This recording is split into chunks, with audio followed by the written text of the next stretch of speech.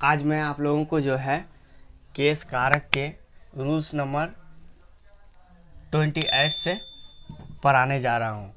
28 में है possessive case का प्रयोग एज के पहले हो तो एज के बाद भी पोसेसिव का प्रयोग किया जाता है। जैसे कि यहाँ पर आप देख सकते हैं मोहन्स सिस्टर, यहाँ पर मोहन्स में जो है पोसेसिव का प्रयोग किया गया है, अपोस्ट्रोफी एस का प्रयोग किया गया है।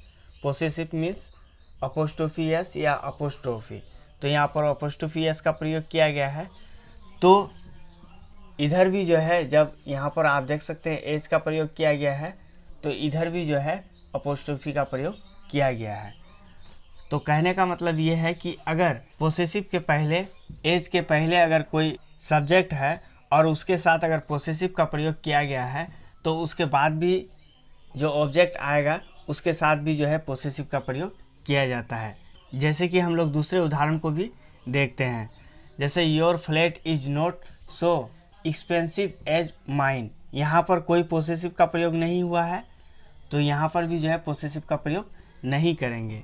उसी तरीके से हम लोग एक नोट को देखते हैं, नोट नंबर 1। नोट नंबर 1 में क्या है, सिंगुलर नाउन के लिए एज ऑब्लिक देन के बाद डेट ऑफ का प्रयोग होता है। अगर एज या देन के पहले सिंगुलर नाउन आए तो एज या देन के बाद जो है डेट ऑफ का प्रयोग होता है। जैसे कि आप यहाँ पर देख सकते हैं द क्लाइमेट ऑफ गया, यहाँ पर क्लाइमेट में जो है सिंगुलर नाउन है, तो उसके बाद यहाँ पर एज आया है, तो उसके बाद जो है यहाँ पर डेट ऑफ का प्रयोग किया गया है। तो इस तरीके से हम लोग समझ गए कि एज या देन के पहले अगर सिंगुलर नाउन अगर आए तो उसके बाद जो है डेट ऑफ का प्रयोग किया जाता है। अब हम लोग नोट नंबर 2 को देखते हैं। नोट नंबर 2 में है प्लूरल नाउन के लिए एज ऑब्लिक देन के बाद डोज ऑफ का प्रयोग होता है। अगर एज या देन बीच में आ जाए और उससे पहले अगर प्लूरल नाउन है तो उसके बाद जो है डोज ऑफ का प्रयोग किया जाता है। यहाँ पर हम लोग पहला नोट में देखें कि यहाँ पर एज या देन के पहले अगर सिंगुलर नाउन रहता है तो उसके बाद जो है डेट ऑफ का प्रयोग किया जाता है। लेकिन यहाँ पर एज या देन के पहले अगर प्लूरल नाउन रहता है तो उसके बाद जो है डोज का प्रयोग किया जाता है, डोज ऑफ का प्रयोग किया जाता है। मतलब डेट ही चेंज हो करके डोज ऑफ हो जाता है अगर प्लूरल नाउन रहे तब। जैसे कि यहाँ पर हम लोग एग्जाम्पल के थ्रू से भी इसे समझते हैं। जैसे the boys of this class are more laborious than those of that. जैसे कि यहाँ पर आप देख सकते हैं यहाँ पर जो है देन का प्रयोग किया गया है, तो देन से पहले जो है यहाँ पर बॉयज़ का प्रयोग हुआ है, और बॉयज़ जो है एक क्या है, प्लूरल नाउन है, और यहाँ पर प्लूरल हो जाने के वजह से जो है यहाँ पर डोज ऑफ का प्रयोग किया गया है, आप देख सकते हैं। उसी तरीके से यहाँ पर हम लोग दूसरे एग्जाम्पल को भी देख सकते हैं। दूसरा एग्जाम्पल में है the girls of Mumbai are so good as those of Delhi. यहाँ पर एज का प्रयोग हुआ है, तो एज से पहले जो है यहाँ पर आप देख सकते हैं यहाँ पर प्लूरल नाउन का प्रयोग किया गया है, तो उसके बाद भी जो है यहाँ पर जो है डोज ऑफ का प्रयोग हुआ है। तो इस बात को आप लोग ध्यान में रखें। अब हम लोग रूल्स नंबर 29 में आते हैं। रूल्स नंबर 29 में है इंडिफिनिट प्रोनाउंस, जैसे everybody, somebody, nobody, anybody, everybody, someone, no one के साथ अपोस्ट्रोफी यस का प्रयोग कर पोसेसिव बनाया जाता है। जैसे इंडिफिनिट प्रोनाउंस, कुछ प्रोनाउंस होते हैं जो इंडिफिनिट होते हैं, मतलब इससे हम लोग को ये पता नहीं चल पाता है कि इससे एक का बोध हो रहा है या फिर किसका बोध हो रहा है, मतलब एक का बोध इससे हम लोग को पता नहीं चलता। जैसे एवरीबॉडी कहते हैं तो प्रत्येक व्यक्ति कहने का मतलब ये तो नहीं होता है कि मतलब एक ही व्यक्ति, इंडिफिनिट को ये बताता है। उसी तरह से somebody, no body, any body, everybody, तो ये सब अगर आता है तो इसके साथ अपोस्ट्रोफी यस लगा के जो है पोसेसिव केस बनाया जाता है। जैसे कि समवन्स पेन, कुछ के पास कलम, एवरीबॉडीज प्रॉब्लम, यहाँ पर एवरीबॉडी आया है और ये क्या है, इंडिफिनिट प्रोनाउंस है, तो इसके साथ जो है अपोस्ट्रोफी यस लगा के पोसेसिव केस बनाया गया है।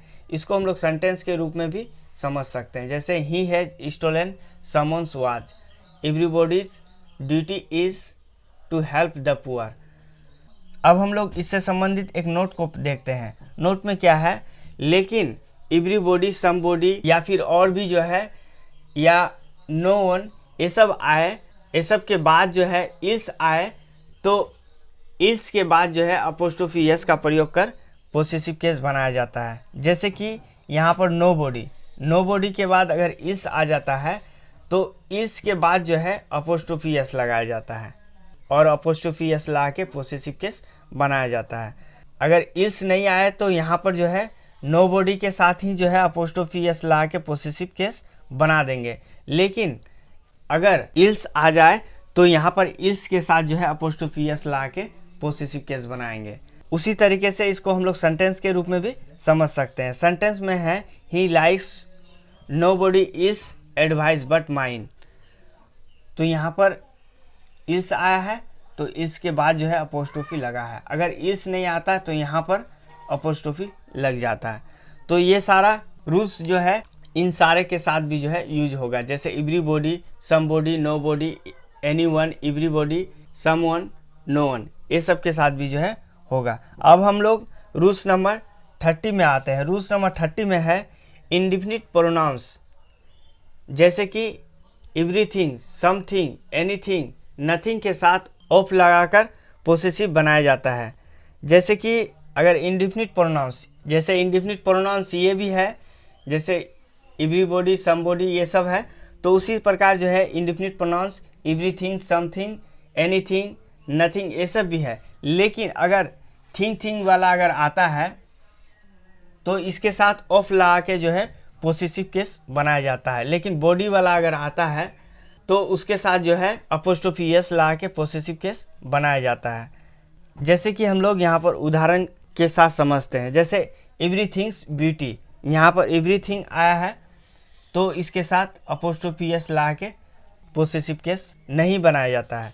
द ब्यूटी ऑफ एवरीथिंग, ये क्या होगा, सही होगा, ऑफ लगा के जो है पोसेसिव केस बनाया जाता है। अब हम लोग जो है नेक्स्ट रूल को देखेंगे।